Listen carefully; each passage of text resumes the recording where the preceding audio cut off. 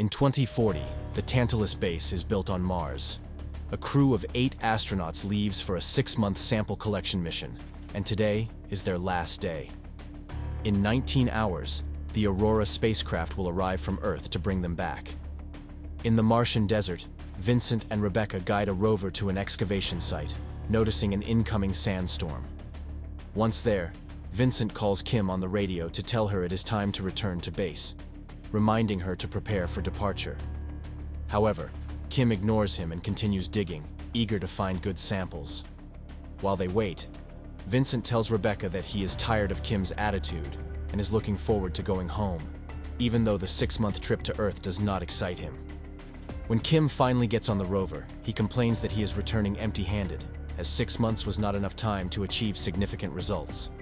On the return trip, they receive a call from Captain Charles, who urges them to return quickly to help repair the communication link with the Aurora. At the base, Richard manages to restore the signal, but must also resolve power problems caused by the storm. Marko asks Charles for one last trip to the dig site to repair a broken gamma sensor. Charles is hesitant, but eventually agrees, telling him to bring Richard along as well and return before sunset.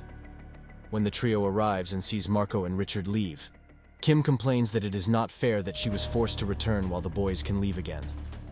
On the trip to the site, Richard discovers to his amazement that Marko has lied. They are not going to repair anything. They are going to collect a sample of something called a microscopic anomaly. At the base, Vincent repairs the cooling system while chatting with psychologist Robert, noting the Aurora's trajectory appears to be out of control. Kim checks Marko's workstation to find out his real intentions behind the trip and discovers an image of cavities on a rock.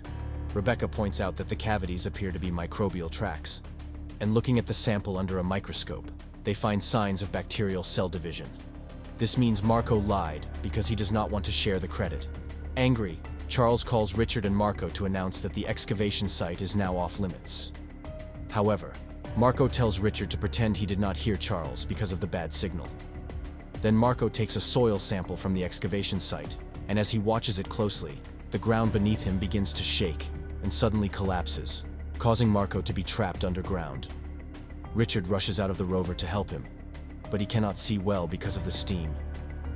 Shortly after Richard calls for reinforcements, Charles and Lauren arrive to rescue Marko. Richard thinks Marko is already dead, but Lauren disagrees and tries to climb down into the pit. Charles immediately stops her, saying that the pit is too dangerous in her current condition. They decide that Lauren will stay and watch while Charles and Richard return to the base to get the proper rescue equipment. At the base, Kim tells Charles that she wants to announce their discovery. Richard points out that Marko is dead, but Kim thinks it is Marko's fault for not following protocol, angering Richard.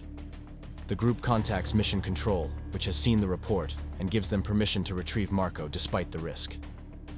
Before they leave, Robert wants Charles to reprimand Kim for her behavior because Marko's death is not her fault, but Charles says any mistakes by the crew are her responsibility. While Charles takes Rebecca, Robert, and Vincent to the site, Lauren waits in the rover. Suddenly she hears someone trying to enter the vehicle and tries to inform Charles on the radio, but he cannot hear her because of storm interference. When the team finally arrives at the excavation site, Lauren has disappeared. They think she has fallen into the pit, so Vincent ties her suit to a rope and descends. When he is about to reach the bottom, he notices a microbial organism growing on the rock formation. The lower he descends, the worse he feels, and begins to hyperventilate, having flashbacks of the time he was accidentally trapped in the Aurora. Noticing this, the others immediately pull the rope to bring him back up.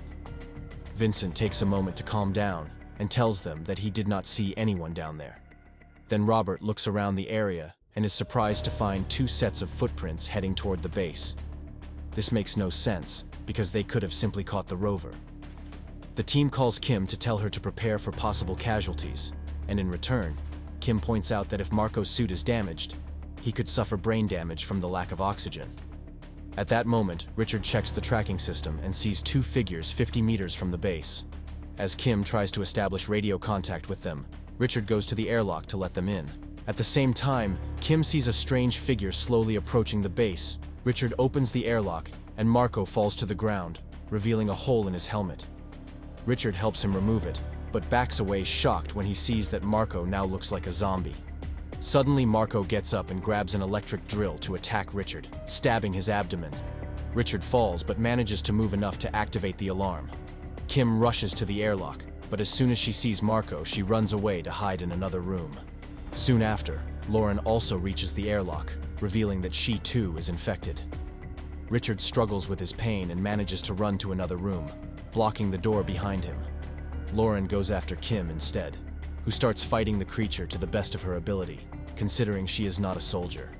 Soon Marko joins her, and Kim uses every object in the room to defend herself. One of the creatures gets distracted by drinking liquid on the floor, so Kim knocks the other one down and escapes, blocking this door as well. Before he passes out, Richard manages to say, "Mayday," over the radio.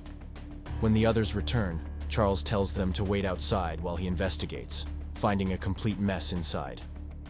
He finds Kim as Marko starts breaking the glass door, so Charles orders her to put on a suit while he tries to hold back the creatures. Soon Marko comes out, and Charles tries to reason with him. But it seems the infected brain does not understand the words. Once he is in the suit, Kim leaves the base, and Charles runs to the airlock. While escaping, the infected astronauts catch up with him and stab him in the shoulder. After a struggle, Charles gets out and is reunited with the others.